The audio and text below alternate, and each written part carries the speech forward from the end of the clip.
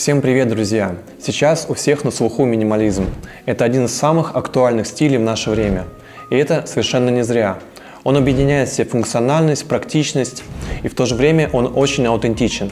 Но большинство из нас хотят ощущать дома уют, а минимализм вызывает совершенно противоположные чувства. Он холодный, в чем-то стерильный, даже можно сказать брутальный. У многих минимализм вызывает ассоциации с офисом, с больницей. Кто-то говорит, что это какая-то страшная пещера, неуютная, и в ней никогда не хотелось бы жить. Так вот, найдено решение, которое объединяет эстетику классического минимализма и ощущение домашнего уюта. Этот стиль называется теплый минимализм. Новая концепция заключается в сочетании простоты интерьера и ощущения в нем теплоты. Меня зовут Александр, я руководитель студии дизайна Нечаев и Синчугов. Сейчас я поделюсь простыми советами, с помощью которых вы сможете создать теплый минимализм у себя дома. И, конечно же, я постараюсь, чтобы это не стоило безумных денег. Обязательно подпишитесь на наш канал, поставьте лайк этому видео и погнали! Этот стиль берет свое начало в Скандинавии. Многие называют его Сканди 2.0 или Джапанди – сочетание японского стиля и скандинавского. По сути, это не стиль интерьера, это образ жизни, и вы можете легко начать так жить. Это тренд вне времени, и он будет актуален всегда. Сейчас я расскажу о его составляющих. Цветовая гамма. Главным отличием теплого минимализма является, конечно же, его цветовая палитра, соответствующая стилю и отличающаяся от других классических стилей. Лучше всего начать с основного объема стен. Наша задача – создать теплое, светлое пространство. Для этого хорошо подходят стены в теплом нейтральном цвете, это может быть даже белый цвет, но главное, что он должен быть теплым. Выбирайте мягкие цвета, такие как белый, бежевый, теплые серые. По сути, это все цвета из правой половины цветового круга. Они идеально подходят для теплого минимализма. Дальше добавляйте полутона, близкие к основному цвету. Избегайте холодных полутонов. Можно поступить даже совсем просто. Можно взять основной цвет и его оттенки. Тогда у вас получится интерьер в теплом монохроме. И это будет смотреться очень стильно. Если вы любите яркие цвета, то используйте их только для акцентов. В противном случае большие яркие пятна создадут отталкивающий эффект, и интерьер станет сразу же неуютным. Цвета, которые создают ощущение уюта, более спокойные, мягкие, часто даже просто белые. Так же, как и в классическом минимализме, вы можете использовать черные акценты для создания графического эффекта. Текстуры. Следующий важный момент – это наполнение интерьера текстурами материалов. Они будут дополнять цветовую палитру. Без текстур интерьер смотрится плоским и скучным. В теплом минимализме вы можете увидеть все типы дерева, колотый фактурный камень, различные металлы, ткани, такие как рогожка и другие фактурные материалы. Постарайтесь избегать пластика и других блестящих материалов. Они будут смотреться искусственно и холодно. Самый простой способ добавить текстур – это одеяло. И речь идет не о каких-то дорогих материалах, речь идет именно о интересных текстурах. Одеяло может нести в себе историю. Возможно, вы привезли его из какого-то путешествия, и оно будет вам возвращать эмоции, пережитые в нем. Подушки – идеальный способ добавить текстур, но здесь главное не переборщить. 2-4 подушек будет вполне достаточно, чтобы наполнить интерьер текстурами. Еще один хороший способ – это пледы. Пледы полностью переворачивают картинку. Мягкие материалы гасят эхо и делают ваш интерьер акустически приятным, то есть более уютным. Играя разными типами материалов и текстур, мы усиливаем ощущение теплоты. Например, добавив мрамор, холодная глянцевая поверхность усилит ощущение теплоты от шерсти на покрывале. Добавить тепла на стены поможет живопись или полка с несколькими типами декора. Стены перестанут быть холодными и давящими. Только, пожалуйста, не вешайте на стены ковры. Еще можно использовать книги. Бумага всегда добавляет интересных текстур. Если у вас книги со старыми некрасивыми обложками, то вы можете даже снять эти обложки и оставить просто склеенную бумагу. Это будет смотреться очень интересно. Но есть одно очень важное условие. В интерьере должны быть книги, которые вы действительно читаете, иначе это испортит всю концепцию. Избавьтесь от лишнего.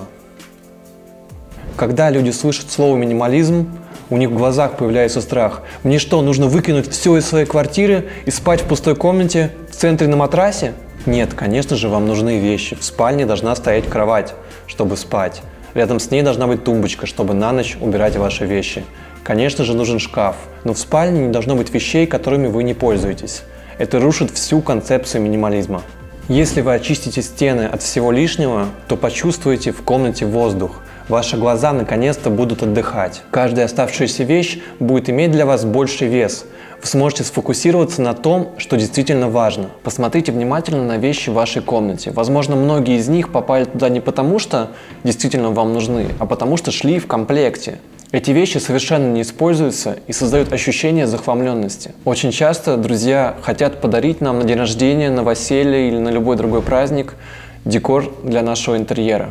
Попросите их этого не делать, только если вы точно знаете, что этот декор вам подойдет. Это ключевой момент. Избавьтесь от всех случайных вещей, которыми вы не пользуетесь, которые не имеют для вас значения. Уберите все лишнее со стен, с пола и можете с гордостью называть себя минималистом.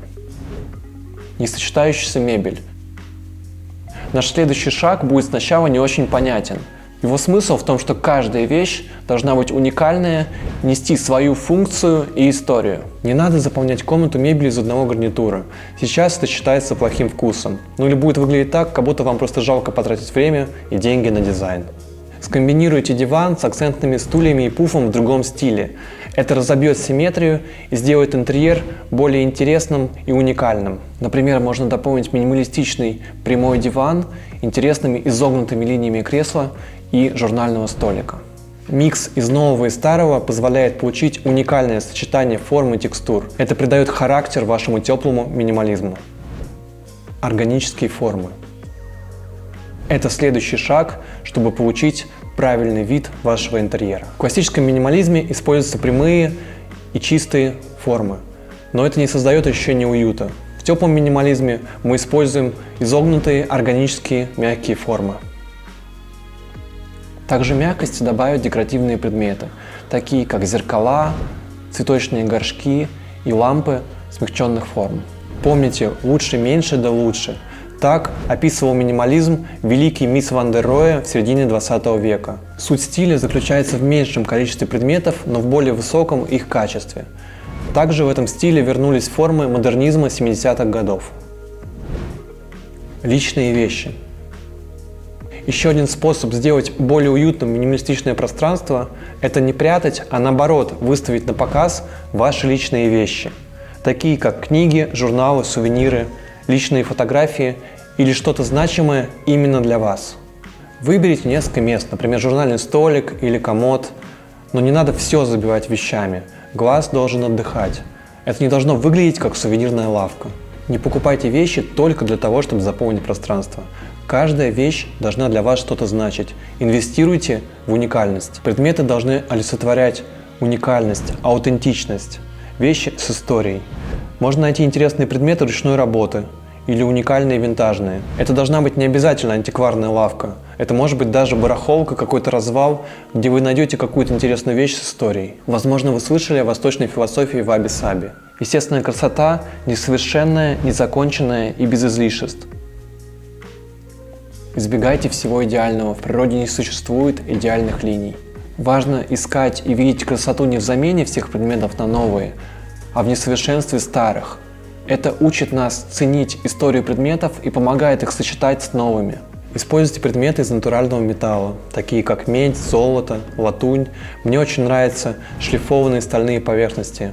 И суть не в том, что это дорогие предметы, а в том, что они натуральные и прослужат вам очень долго. Ну и никто не отменял теплые вещи и горячий чай. Боковой свет. Старайтесь как можно меньше в вашем интерьере использовать верхний цвет. Он очень резкий и неуютный, и похож на офисное освещение. Вместо этого добавьте больше светильников бокового освещения. Это могут быть торшеры, настольные лампы, настенные бра.